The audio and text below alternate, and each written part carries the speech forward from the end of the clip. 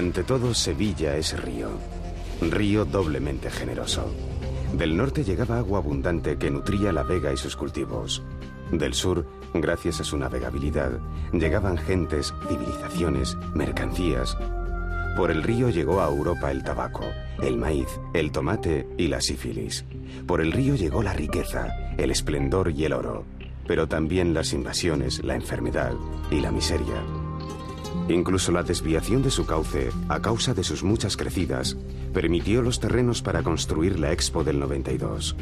Si muchas ciudades le deben mucho a sus ríos, tal vez Sevilla se lo deba todo.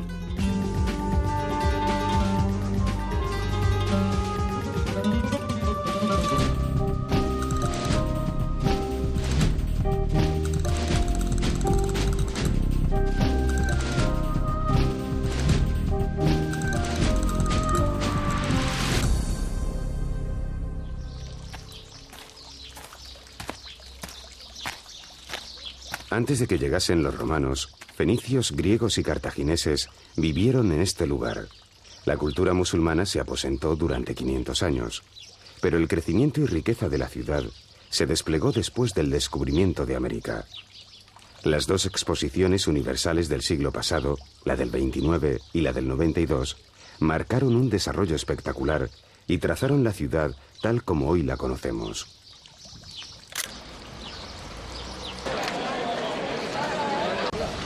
Sevilla es una ciudad vital y vanidosa.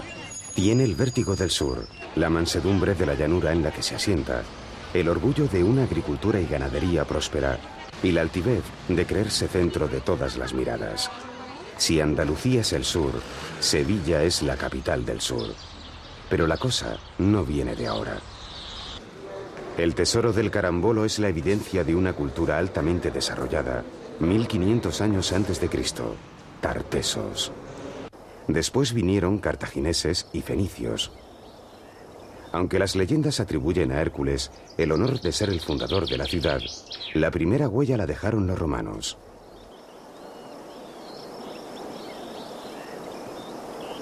Hispalis, como así la llamaron, aún conserva algunas de sus columnas y algunos arcos de un acueducto, poco más. La verdadera joya romana está a unos pocos kilómetros de la ciudad, Itálica.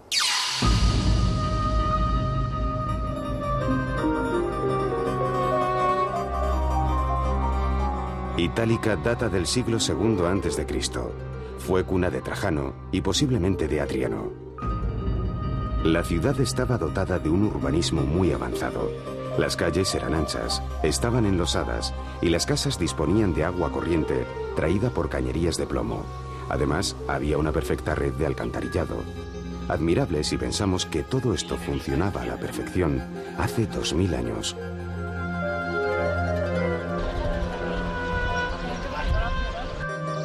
Los mosaicos de algunas casas hablan de su riqueza y también del buen gusto de sus moradores. Las excavaciones empezaron al final del siglo XVIII y aún no han terminado, pero durante mucho tiempo la ciudad romana fue seriamente expoliada. Muchas casas sevillanas tienen columnas, lucernarios y mosaicos romanos procedentes de Itálica.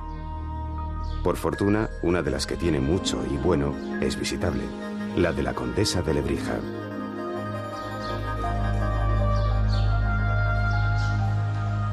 Algunos visitantes experimentan un sentimiento de repugna al ver en manos privadas un patrimonio que pertenece a la historia de todos, a la vez que otros manifiestan admiración por quien era coleccionista entusiasta en una época en que la historia solía despertar desprecio o cuando menos indiferencia.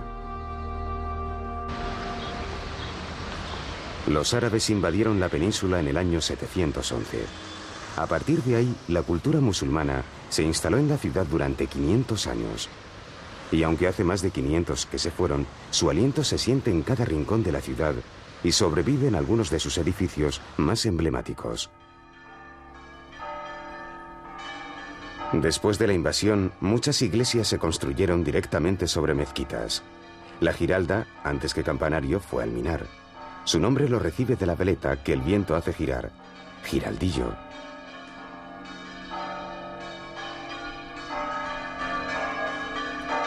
La Giralda, además de campanario, es un logotipo. Sevilla se resume en él, y no parece mala idea ya que se trata de un buen ejemplo de mezcolanza entre el mundo musulmán y cristiano, y eso retrata bastante bien la esencia de la ciudad.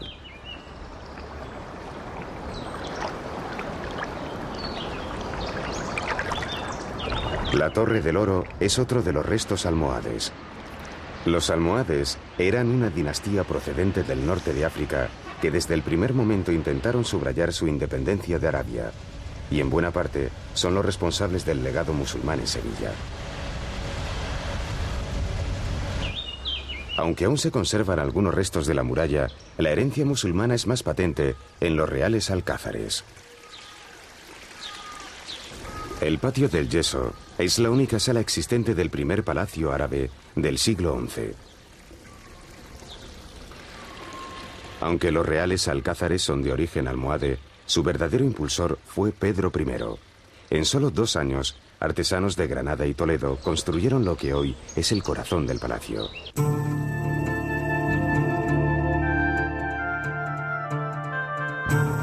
Todo aquí parece ingrávido, preso de un estado de ánimo cercano al duermevela, justo la zona intermedia entre la vigilia y el sueño.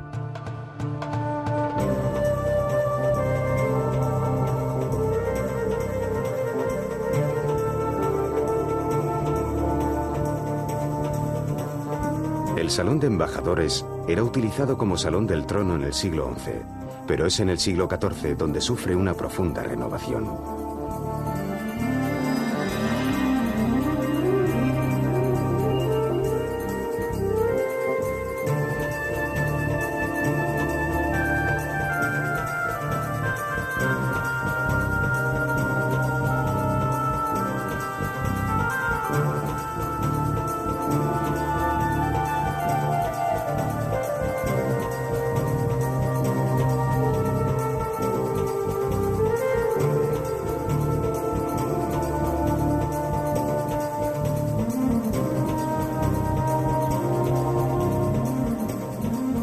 En el patio de las doncellas se reconoce la mano de los constructores granadinos en la manera en que se curvan los arcos o las filigranas conseguidas en el yeso.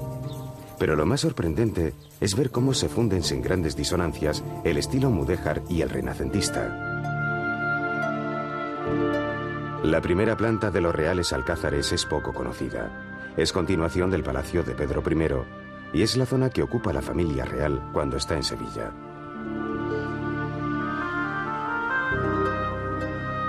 Además de magníficos artesonados, es posible visitar el oratorio de los Reyes Católicos.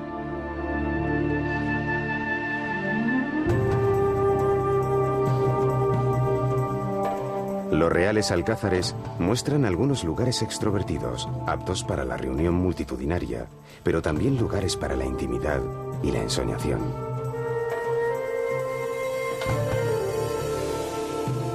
En cada rincón del palacio se percibe la respiración de un ser invisible, tal vez su verdadero dueño, a quien uno puede imaginar campando a sus anchas cuando el palacio cierra sus puertas a los turistas.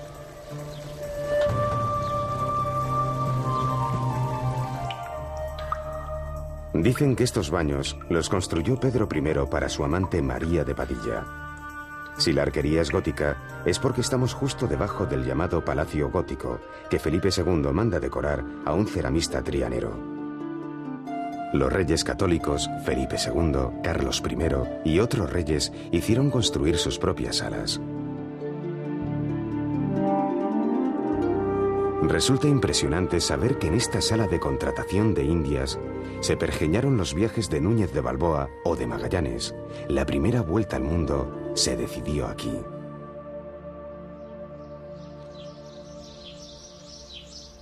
Cuando todo parece visto, los reales alcázares nos muestran su lado vegetal, la continuación de una arquitectura que cambia de materia pero que conserva la misma armonía.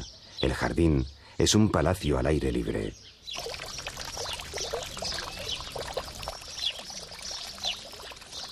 Incluso considerando las reformas que en el jardín se hicieron no hace mucho, todo conserva el espíritu de sus primeros pobladores.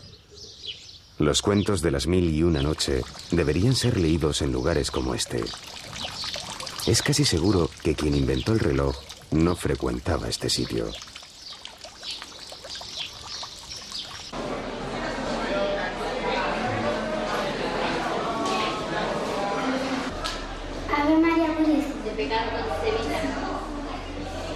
Después de la Reconquista, la primera jugada fue sustituir las mezquitas por iglesias.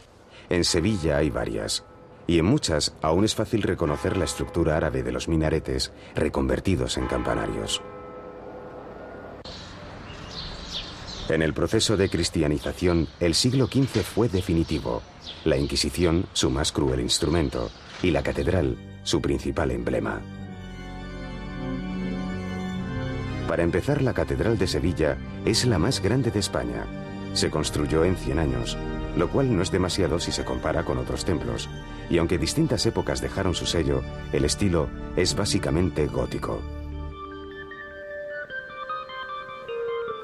La capilla mayor de la catedral es como un joyero gigante custodiado por una impresionante puerta de hierro forjado. Los 44 paneles dorados fueron tallados por artistas españoles y flamencos.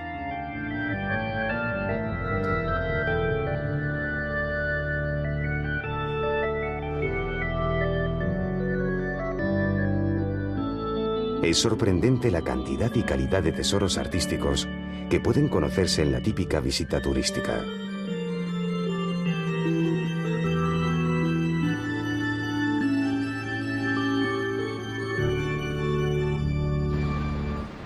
El patio de la catedral, llamado Patio de los Naranjos, es el lugar donde los musulmanes tenían que lavarse pies y manos antes de entrar en la mezquita, aunque la pila perteneció a la antigua catedral visigoda.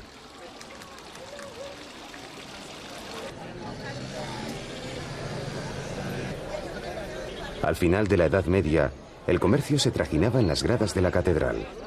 En Sevilla, aún hoy quedan mercadillos, algunos tan curiosos como el de la Plaza de la Alfalfa, solo animalitos.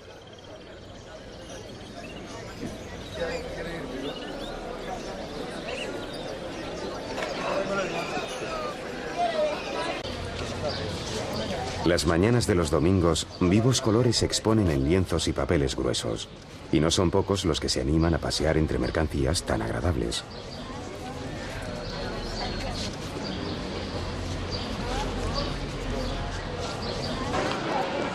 Después del descubrimiento de América, el crecimiento de los negocios llegó a tal extremo que se construyó una casa de contratación que tiempo después, y por orden de Carlos III, cambió de uso y llegó a ser Archivo de Indias. 8.000 mapas y 86 millones de páginas. Escritos de Colón, Hernán Cortés, Cervantes, Felipe II y hasta del mismísimo George Washington. Con todo ese patrimonio, parece justo que el Archivo de Indias haya sido considerado Patrimonio de la Humanidad por la UNESCO. El Renacimiento decoró la ciudad con magníficos monumentos, entre otras, una de las fachadas del ayuntamiento. El Hospital de las Cinco Llagas, hoy sede del Parlamento andaluz, fue el más grande de su época. Tenía cerca de 1000 camas.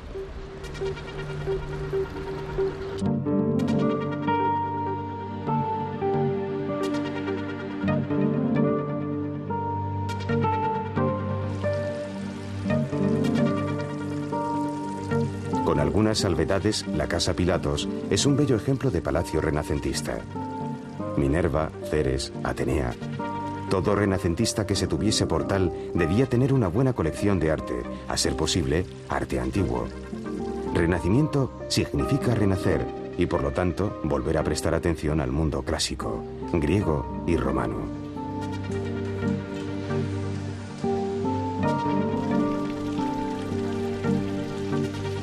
Al pasear por los patios de la Casa de Pilatos, es fácil dejarse arrastrar por la belleza íntima de decenas de manos anónimas que a lo largo de siglos han ido conservando este espacio en el centro de la ciudad como una burbuja de calma y belleza.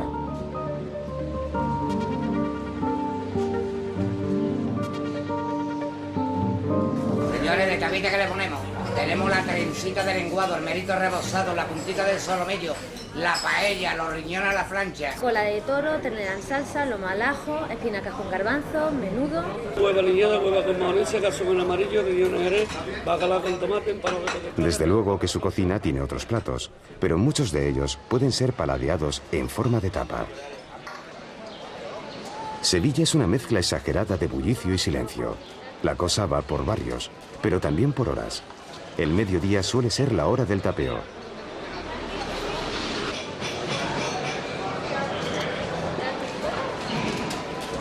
Todo el mundo tiene contradicciones y la ciudad no tiene ningún reparo en mostrar la alegría y su cara contraria.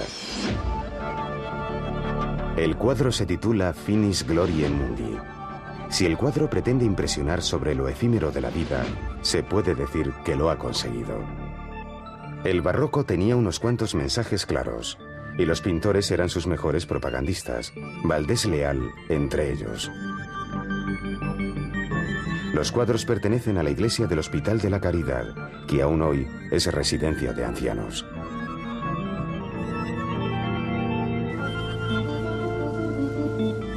El barroco es el estilo predominante de Sevilla.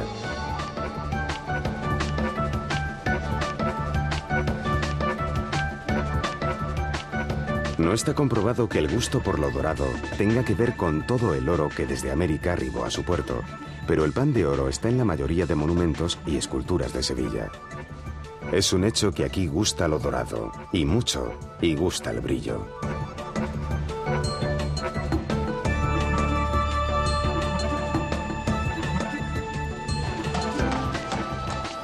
El mismo juego arquitectónico de los retablos, donde ningún espacio queda sin adorno, se reproduce en fachadas de iglesias, edificios y palacios. El Palacio Episcopal es un buen ejemplo. La fachada del Palacio de San Telmo es una de las más bellas del estilo barroco.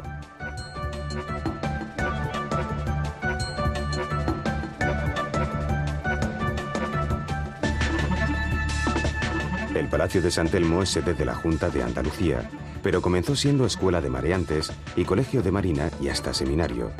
Aquí estudió Gustavo Adolfo Bécquer. También fue residencia de la famosa María Luisa Montpensier, que cedió a la ciudad los terrenos para la Exposición Iberoamericana de 1929. Pero el barroco no solo tocó la arquitectura. El Museo de Bellas Artes, antiguo convento, es hermoso marco para muchos cuadros. En 1680, el Guadalquivir se encenagó, impidiendo el tráfico fluvial, y el comercio proveniente de América se desvió a Cádiz. Fue el principio de una época difícil. El siglo XVII fue un mal siglo para la economía, pero muy bueno para el arte. La escuela sevillana, Francisco Pacheco, los dos Herreras, el viejo y el mozo, Roelas, Murillo. Una vez más la vida nos sorprende. En el mismo siglo XVII, en el que la economía de España se hunde, y en Sevilla además de hambre hay epidemias, pestes, motines y riadas, la ciudad entrega al arte lo mejor de sí misma justo en el peor momento de su historia.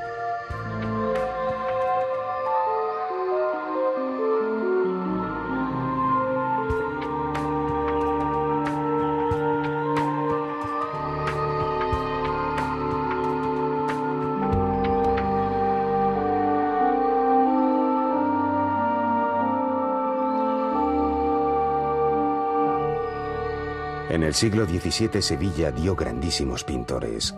Algunos como Velázquez se fueron a la corte de Madrid, otros trabajaron para engalanar Sevilla.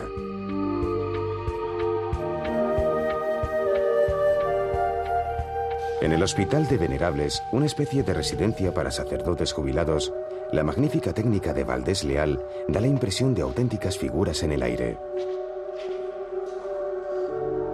El efecto óptico es extraordinario, en especial porque crea la ilusión de un paisaje altísimo en una sacristía de techos bajos.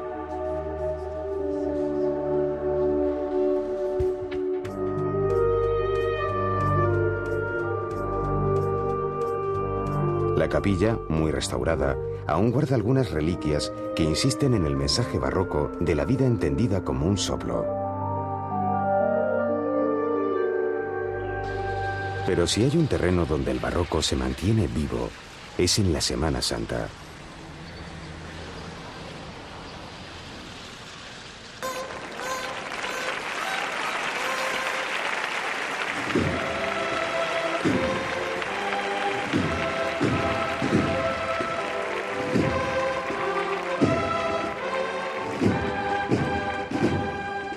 Primera procesión. La borriquita. Procesión de niños en el Domingo de Ramos. Aunque la Edad Media tuvo sus procesiones, es en el Barroco cuando se organizan como verdaderas cruzadas simbólicas contra la Reforma protestante y como exaltación multitudinaria de la fe católica.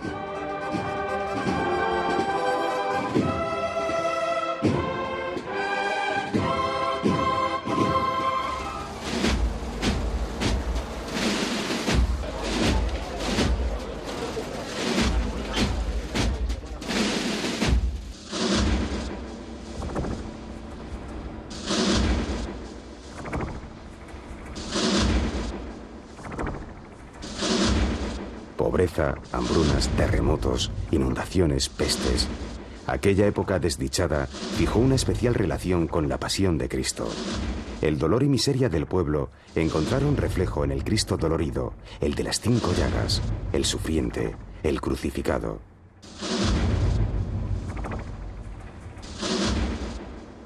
Y es esa misma Sevilla la que encuentra cobijo bajo la ternura de sus vírgenes. ¡Vamos para arriba, variante!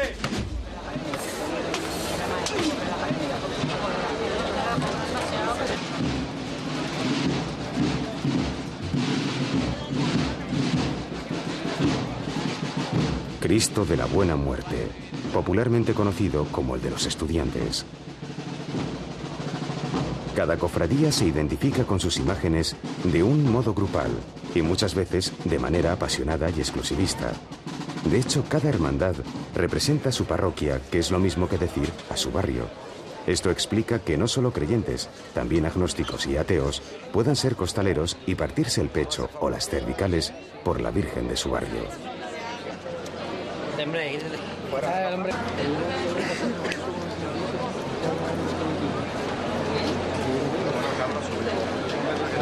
14, el 15, el 16, el 40... Resulta algo sorprendente que algunos comerciantes no tengan ningún reparo en incluir la iconología de la Pasión de Cristo entre sus mercaderías.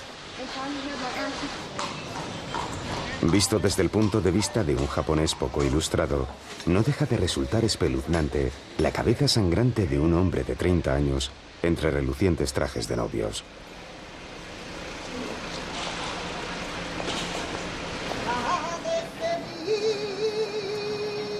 Hay procesiones durante toda la semana, pero la madrugá, como aquí la llaman, es la del jueves al Viernes Santo. Las procesiones más conocidas inundan las calles y entre ellas, tal vez sea la Macarena, una de las más populares.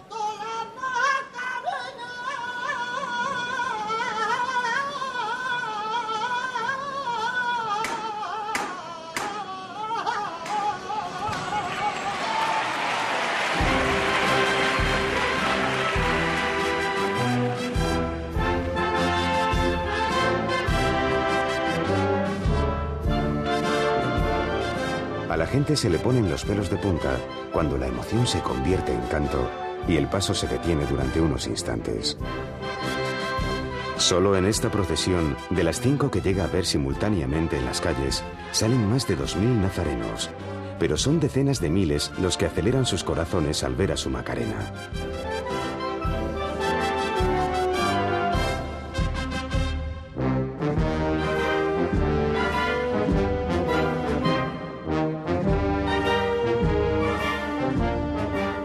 La noche transcurre con toda la gente en la calle. Todas las procesiones han de pasar por la catedral y regresar a su iglesia. Pero hay una masa ingente, que aquí llaman bulla, y que pulula durante toda la noche siguiendo su instinto. Belleza, devoción, simple curiosidad. Para los más resistentes, hay hasta 40 horas seguidas de procesiones. Los olores se juntan del mismo modo que los seres humanos. El azahar se mezcla con el incienso, pero también con el olor de las frituras y de los churros.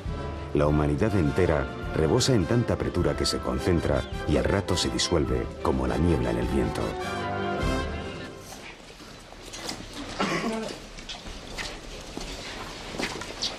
Procesión del silencio.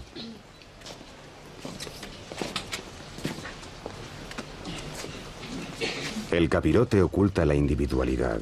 Da fortaleza a los tímidos y rebaja el humo de los vanidosos. Pero sobre todo confiere al acto procesional un aspecto fantasmagórico formado por figuras que parecen originarse en el sueño de todos. Es como si la ciudad entera se acostase el domingo de Ramos y no se levantase durante 7 días, soñando el mismo sueño. Esta es la tragedia y este es el sueño. El hijo que se entrega y la madre que asiste dolorosa a esa entrega.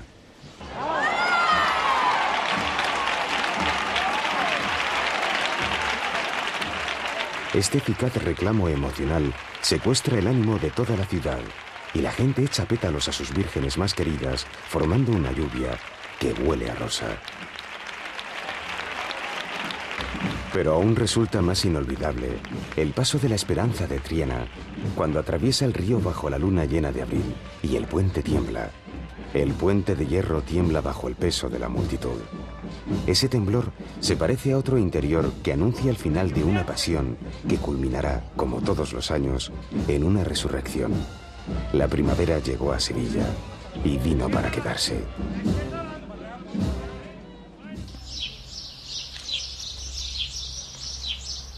El domingo de resurrección, la ciudad amanece con una capa de parafina y cera que aún tardará en marchar. A juzgar por el sonido durante unos días, todos los coches de Sevilla parece que derraparan.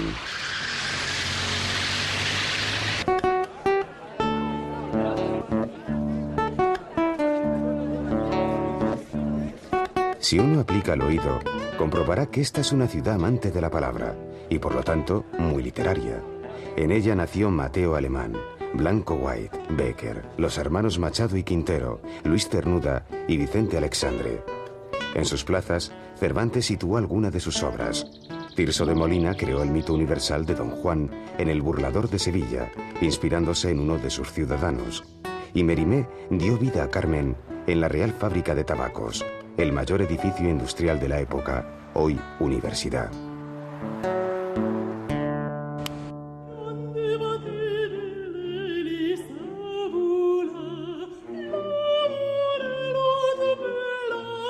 La famosa ópera Carmen es la trágica historia de una empleada de la fábrica de tabacos cuyo amor por un torero le termina costando la vida.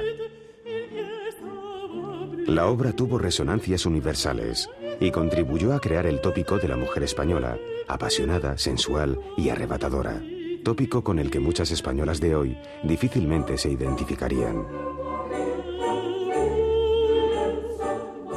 Reflejo de una España que le daba la espalda a Europa, nadie de aquel lánguido siglo XVIII, donde las luces no terminaban de llegar a una Sevilla encerrada en sí misma, habría de pensar que 200 años después, esta ciudad iba a concitar la mirada del mundo en la Exposición Universal de 1992, y desde entonces situarse como una de las ciudades con el pulso vital más alto del país.